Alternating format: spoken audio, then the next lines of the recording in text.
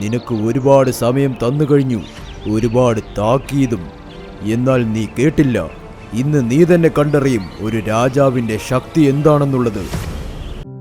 ഈ കഥ നടക്കുന്നത് മോട്ടിപ്പൂർ കാട്ടിലാണ്. അവിടെ ഒരുപാട് പക്ഷികൾ ജീവിച്ചിരുന്നു. അവിടെ 2 പരുന്തും ജീവിച്ചിരുന്നു, സോനുവും മോനുവും. അവർ സഹോദരങ്ങളായിരുന്നു. സോനു വളരെ ദുഷ്ടനാണ്, മോനു വളരെ നല്ലവനും. സോനു ദിവസവും എന്തെങ്കിലും കാരണത്താൽ ബാക്കി പക്ഷികളെ കൊല്ലും. അതേസമയം മോനു വളരെ സ്നേഹത്തോടും കാരുണ്യത്തോടും പെരുമാറും. സോനു ഒരു ദിവസം ധാന്യങ്ങൾ അന്വേഷിച്ച് കാട്ടിൽ കൂടെ പറക്കുകയായിരുന്നു.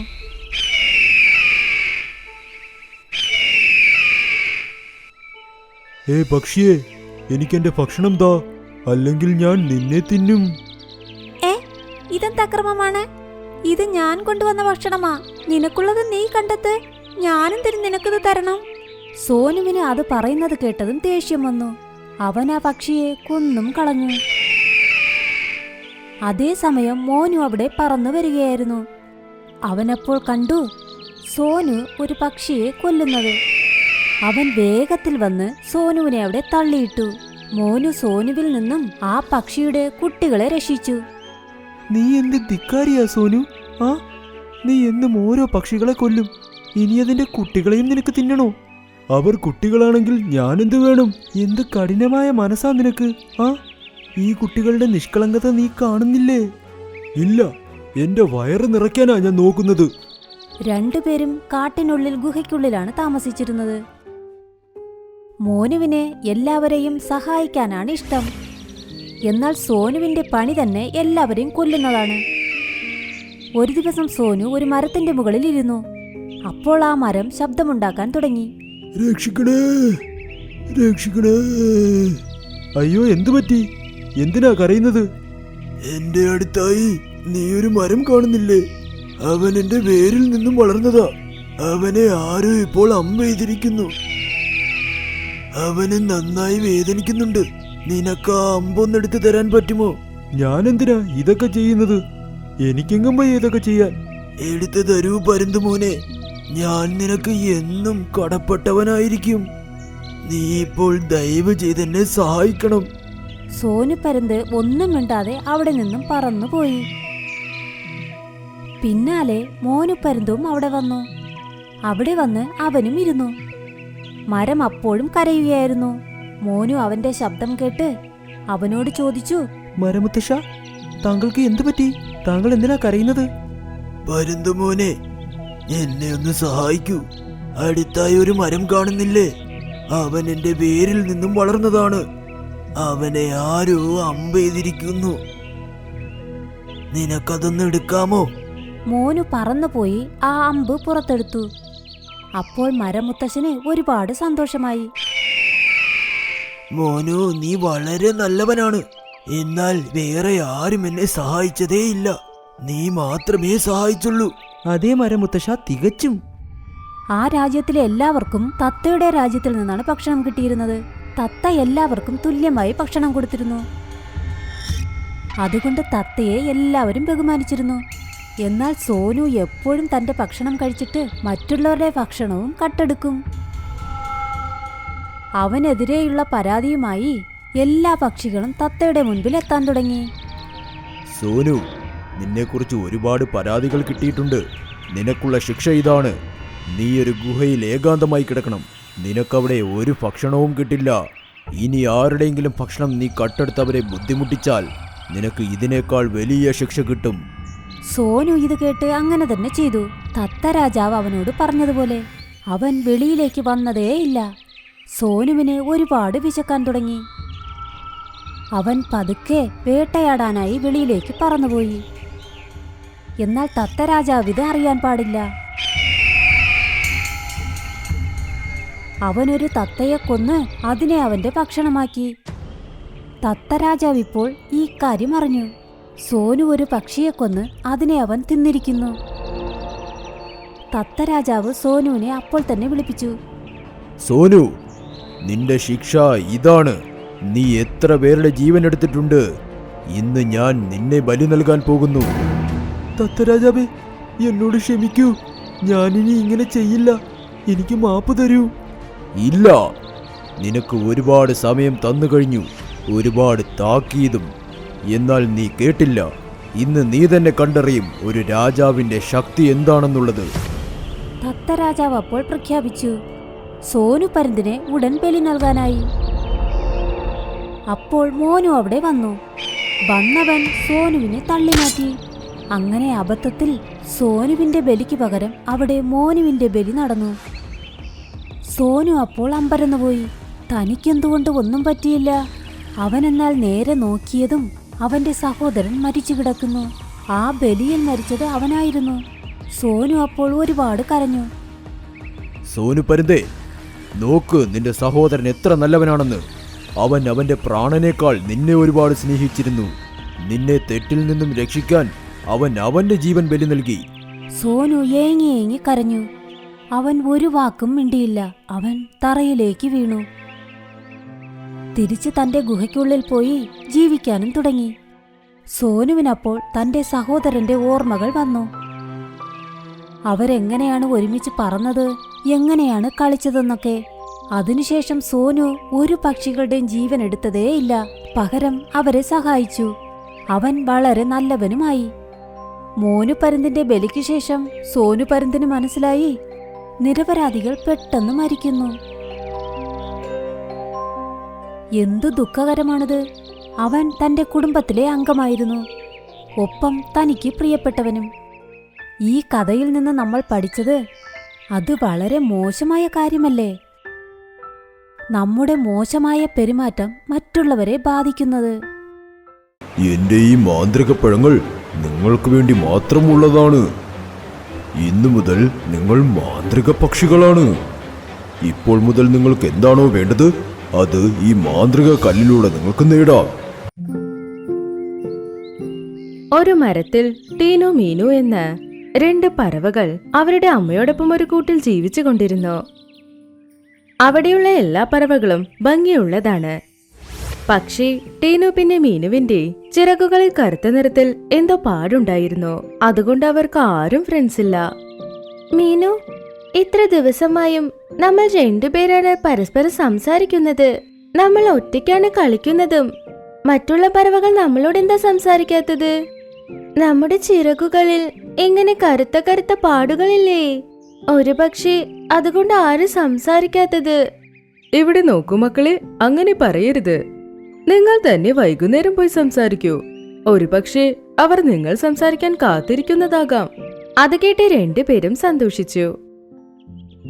വൈകുന്നേരം എല്ലാ പറവകളും സന്തോഷത്തോടെ ചുറ്റിത്തിരിയുമ്പോൾ ആ 2 പറവകളും അവിടെ വന്നു. ഹായ് കൂട്ടുകാരെ, എന്റെ പേര് ടീനു. എന്റെ പേര് മീനു. നമ്മൾ എല്ലാവരും ഒരേ സ്ഥലത്താണ്. പക്ഷെ ഇതുവരെ നിങ്ങളോട് വന്ന് സംസാരിച്ചേ ഇല്ല. I am sorry. പിന്നെ ഇന്നു മുതൽ നമുക്ക് ഫ്രണ്ട്സ് ആയാലോ? തെറ്റിദ്ധരിക്കണ്ട. നിങ്ങൾ സ്വയം തന്നെ നോക്കൂ. ഞങ്ങൾ എല്ലാവരും ഉണ്ട്.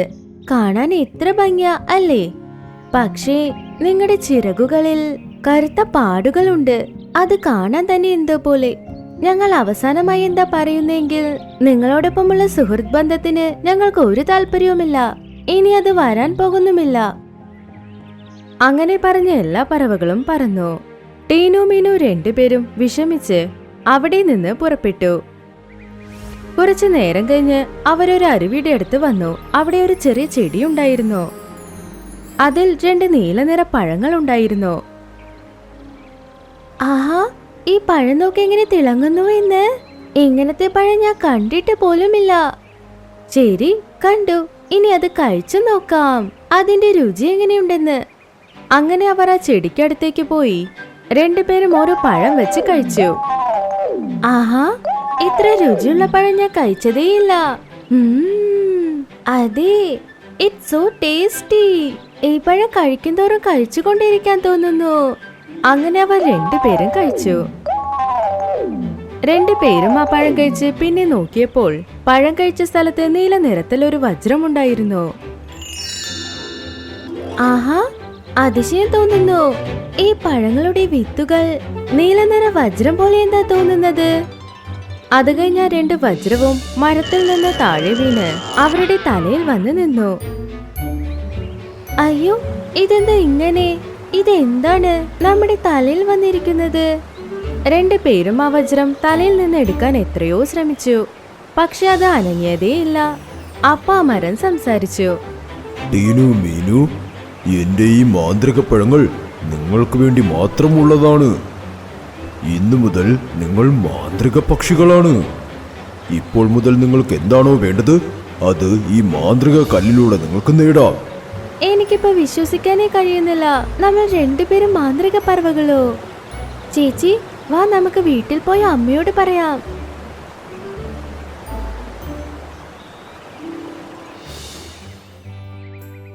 അങ്ങനെ പറഞ്ഞ് 2 പേരും കൂട്ടിൽ വന്നു അവരുടെ അമ്മയോടെല്ലാം പറഞ്ഞു.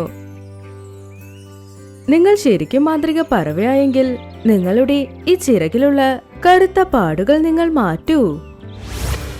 അത് കേട്ട് പരസ്പരം നോക്കി പിന്നെ സന്തോഷത്തോടെ പറഞ്ഞു. എന്റെ ആഗ്രഹം എന്തെന്നാൽ മീനുവിന്റെ ചിറകിലുള്ള കറുത്ത പാടുകളെല്ലാം മാഞ്ഞു പോകണം. അങ്ങനെ പറഞ്ഞതും അതിന്റെ തലയിലുള്ള വജ്രത്തിൽ നിന്ന് വെളിച്ചം വന്ന് അത് മീനുവിൽ തട്ടി ആ ചിറകിലുള്ള കറുത്ത പാടുകളെല്ലാം മാഞ്ഞു. എന്റെ ആഗ്രഹം എന്തെന്നാൽ ടീനുവിന്റെ ചിറകിലുള്ള ആ കറുത്ത പാടുകളെല്ലാം ഇപ്പോൾ തന്നെ മാഞ്ഞു പോകണം. അങ്ങനെ പറഞ്ഞുടനെ മീനുവിന്റെ ശരീരത്തിലുള്ള ആ വജ്രത്തിൽ നിന്ന് ഒരു വെളിച്ചം ടീനുവിന്റെ മേൽ തട്ടി. ഉടനെ ടീനുവിന്റെ ചിറകിലുള്ള കറുത്ത പാടുകളും മാഞ്ഞു. ആഹാ എന്റെ മക്കളെ, നിങ്ങളെ കാണാൻ എന്ത് ഭംഗിയാണ്. ഇന്നെനിക്ക് സന്തോഷമായി. 3 പറവകളും ഇക്കാര്യത്തിൽ സന്തോഷമായിരുന്നു. വൈകുന്നേരവുമായി എല്ലാ പറവകളും സംസാരിക്കാനായി ഒരു സ്ഥലത്ത് കൂടി. അവരെല്ലാവരും മരത്തിലിരിക്കുന്ന ടീനു മീനുവിനെ കണ്ട് വളരെ ഷോക്കായി. ആഹാ, ഇത് ടീനു മീനു പറവകളല്ലേ? ഇവർ 2 പേരും എങ്ങനെ ഇത്ര ഭംഗിയായത്? ആഹാ, അത് മാത്രമല്ല, അവരുടെ തലയിൽ നോക്കൂ വജ്രം മിന്നുന്നത്. ആ വജ്രം മിന്നുന്നത് കൊണ്ട് അവർ എല്ലാവരെക്കാളും ഭംഗിയായി തോന്നുന്നു. അപ്പോ അവരോട് നമുക്കിപ്പോ സൗഹൃദം കൂടിയാലോ? ഇപ്പൊ നമ്മൾ അവരോട് സന്തോഷമായിരിക്കാം.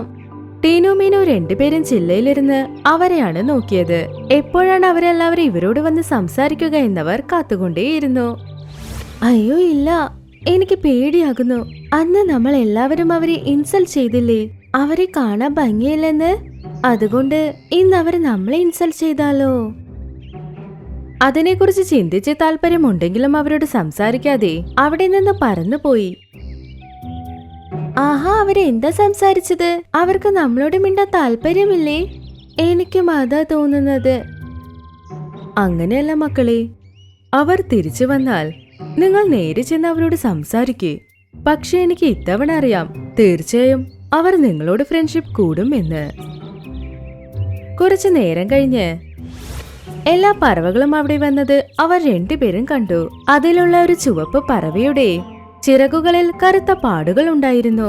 അത് വൃത്തികേടായി തോന്നി. അയ്യോ, എന്താ ഇത് ഇങ്ങനെ കറുത്ത പാടുകളൊക്കെ ഉള്ളത്? എന്തിനാ നീ ആ കുഴിക്കുള്ളിൽ ചെന്നത്? കാറ്റ് വേഗം വീശിയപ്പോൾ ഞാൻ അതിലേ പോയതാ. അതിലുള്ള കറുത്ത നിറം ഇതിലൊട്ടി. ഇപ്പൊ ഇത് പോകുമോ ഇല്ലയെന്ന് പോലും അറിയില്ല. എല്ലാ പറവകളും ഇത് ആലോചിച്ച് വിഷമിച്ചു.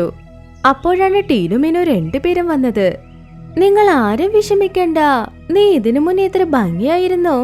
അതേപോലെ നിന്നെ ഇപ്പൊ ഞങ്ങൾ മാറ്റാം. പക്ഷേ ഞങ്ങളെ എന്തിനാ നിങ്ങൾ സഹായിക്കുന്നത്? ഇതുവരെ നിങ്ങളെ ഞങ്ങൾ ഫ്രണ്ട്സായി പോലും സ്വീകരിച്ചിട്ടില്ല. പക്ഷേ ഇപ്പൊ ഈ കാട്ടിൽ തന്നെ നിങ്ങളാണ് ഭംഗിയുള്ള പറവകൾ. നിങ്ങളുടെ കയ്യിൽ നിന്ന് ഞങ്ങൾ സഹായം വാങ്ങാവോ? അങ്ങനെ ഒന്നുമില്ല. നമ്മൾ എല്ലാ പറവകളും ഭംഗിയാണ്. നമ്മൾ ആരും വലുതല്ല, ആരും ചെറുതുമല്ല. അത് കേട്ട് ടീനു പറഞ്ഞു, എന്റെ ആഗ്രഹം എന്തെന്നാൽ ഈ ചുവന്ന പക്ഷിയുടെ മേലുള്ള കറുത്ത പാടുകൾ പോകണം. അത് എപ്പോഴും പോലെ ഭംഗിയായി കാണണം. അങ്ങനെ പറഞ്ഞതും വജ്രത്തിൽ നിന്ന് വന്ന വെളിച്ചം ആ ചുവന്ന പക്ഷിയിൽ തട്ടിയതും അതിന്റെ കറുത്ത പാടുകൾ മാറി. അത് കണ്ട് അവിടെയുള്ള എല്ലാ പറവകളും ആശ്ചര്യപ്പെട്ടു. ഞങ്ങളോട് ക്ഷമിക്കൂ ടീനു മീനു. ഞങ്ങൾ നിങ്ങളെന്ന് വന്നപ്പോൾ ഒരുപാട് ഇൻസൾട്ട് ചെയ്തു. അതോർത്ത് ഞങ്ങൾ വിഷമിക്കുന്നു. ഇന്നു മുതൽ നമുക്ക് ഫ്രണ്ട്സ് ആകാം. അത് കേട്ട് 2 പേരും സന്തോഷിച്ചു തലയാട്ടി ശരിയെന്നും പറഞ്ഞു. അത് കേട്ട് എല്ലാ പറവകളും സന്തോഷത്തോടെ പറന്നുപോയി. ടീനു മീനുവിന്റെ അമ്മ വളരെ സന്തോഷത്തോടെ ആ കൂട്ടിൽ നിന്ന് കുട്ടികൾക്ക് ബായ് ബായ് പറഞ്ഞു.